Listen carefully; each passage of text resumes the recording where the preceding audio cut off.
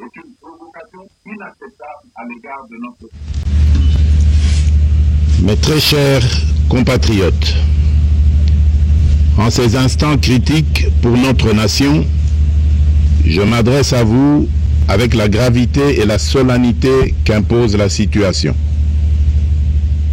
L'Est de notre pays, en particulier les provinces du Nord Kivu, du Sud Kivu et de l'Ituri, fait face à une aggravation sans précédent de la situation sécuritaire. Les forces de défense du Rwanda, en soutien de leurs marionnettes du M23, poursuivent leur entreprise terroriste sur notre territoire, semant la terreur et la désolation parmi nos populations. Je partage avec vous la douleur et l'indignation face à ces attaques barbares. Ces actes ne sont pas seulement une attaque contre la République, mais une offense à l'histoire et à la dignité de notre peuple. En ces moments difficiles, je vous appelle à la résilience et surtout à la résistance. Face à cette situation, permettez-moi de vous rassurer. Une riposte vigoureuse et coordonnée contre ces terroristes et leurs parrains est en cours. Nos vaillantes forces armées de la République démocratique du Congo, symboles de courage et de patriotisme, sont pleinement mobilisées, prêtes à défendre chaque centimètre de notre territoire. J'ai personnellement convoqué et présidé des réunions de crise avec une équipe restreinte du gouvernement, le haut commandement militaire ainsi qu'une réunion interinstitutionnelle afin d'évaluer les récents développements de la situation et de lever les options pour repousser les agresseurs et reconquérir chaque parcelle de notre territoire. À cet effet, j'ai nommé ce 28 janvier le général-major Évariste Somo Kakule au poste de gouverneur militaire du Nord Kivu pour renforcer la coordination des opérations militaires et restaurer l'autorité de l'État.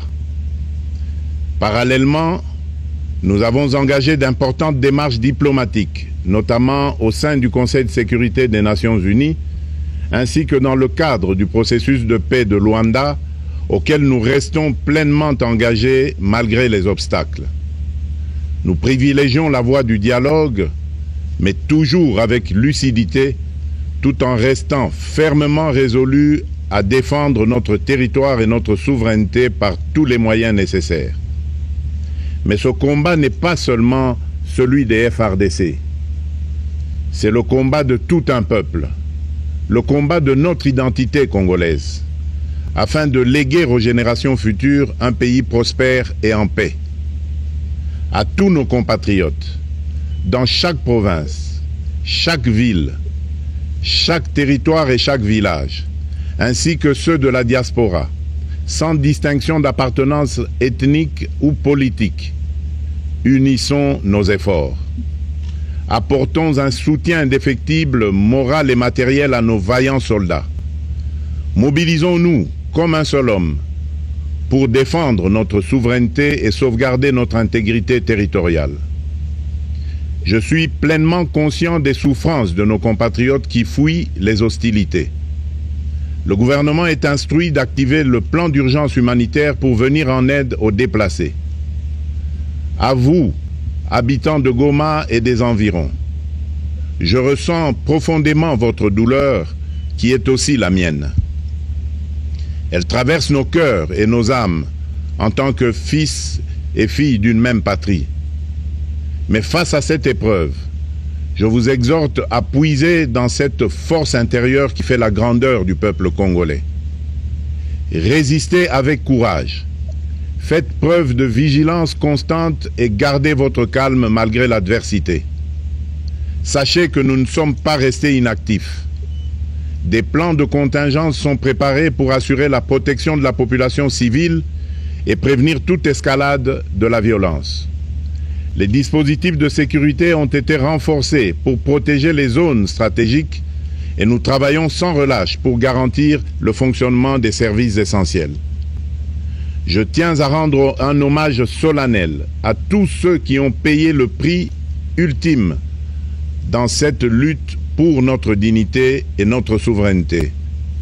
J'ai une pensée pieuse pour le général-major Peter Chirimwami, gouverneur militaire du Nord Kivu, tombé les armes à la main. Je m'incline avec respect devant la mémoire de tous nos militaires et de tous les Wazalendo tombés sur le champ d'honneur. Je pense aussi aux soldats de la mission de la communauté de développement d'Afrique australe, la SAMI DRC, qui combattent à nos côtés, aux casques bleus de la MONUSCO qui ont sacrifié leur vie pour la paix, ainsi qu'aux innombrables civils victimes de la barbarie ennemie. Leur courage et leur sacrifice ne seront jamais oubliés, et nous portons leur flambeau avec la ferme détermination d'achever leur noble combat. Je voudrais ici interpeller directement la communauté internationale et l'Union africaine. Le Rwanda continue de violer ouvertement et sans scrupule les principes fondamentaux de la Charte des Nations Unies ainsi que les accords régionaux.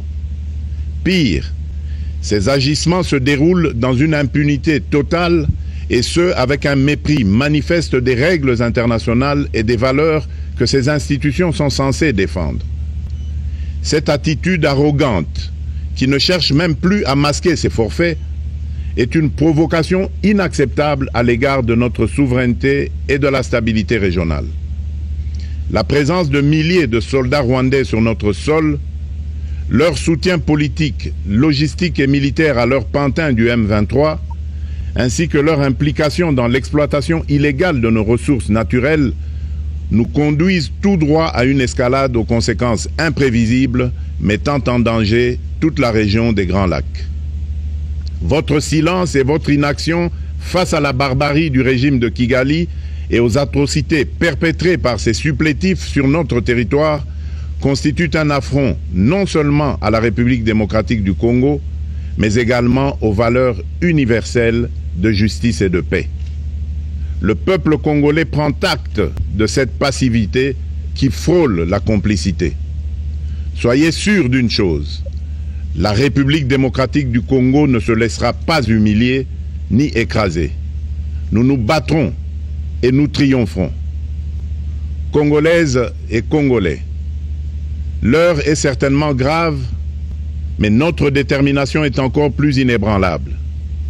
Ce moment critique nous offre l'opportunité de montrer au monde ce qui fait notre force, c'est-à-dire notre unité sans laquelle tous nos efforts seraient vains. Je vous appelle à être vigilants, mais à ne pas céder à la haine, aux divisions ou à la violence. Je condamne avec la plus grande fermeté les actes de vandalisme et de pillage qui ont visé certaines missions diplomatiques accréditées en République démocratique du Congo, ainsi que des intérêts privés dans la ville de Kinshasa. Ces comportements irresponsables dénaturent l'expression saine de notre colère face à l'agression barbare nous imposée et jettent une ombre sur les manifestations pacifiques de soutien à nos vaillantes forces armées qui luttent avec courage et abnégation pour défendre notre souveraineté. Notre engagement doit rester ferme et discipliné. Nous gagnerons cette guerre par notre unité, notre courage et notre sens de responsabilité, et non par la violence aveugle et par l'anarchie. Cette victoire ne sera possible que si chaque Congolais, où qu'il soit, prend toute la mesure du combat qui est le nôtre. J'appelle donc la nation entière, hommes et femmes, jeunes et vieux, acteurs politiques, opérateurs économiques, membres de la société civile, confessions religieuses, artistes et sportifs à se mobiliser, à faire bloc derrière nos vaillantes forces armées et à contribuer chacun à son niveau à l'effort de guerre. J'ai instruit le gouvernement de mettre en place des mesures rigoureuses de réduction du train de vie des institutions et de leurs animateurs afin que les ressources ainsi économisées soient directement réorientées vers le soutien à nos forces armées. Dans cet effort national, J'en appelle également à la responsabilité du secteur privé, qui est invité à contribuer activement à cette cause commune. Nos soldats se battent avec héroïsme pour la défense de notre intégrité territoriale et de notre souveraineté. Ils ont besoin de notre soutien total, qu'il soit moral, matériel ou logistique.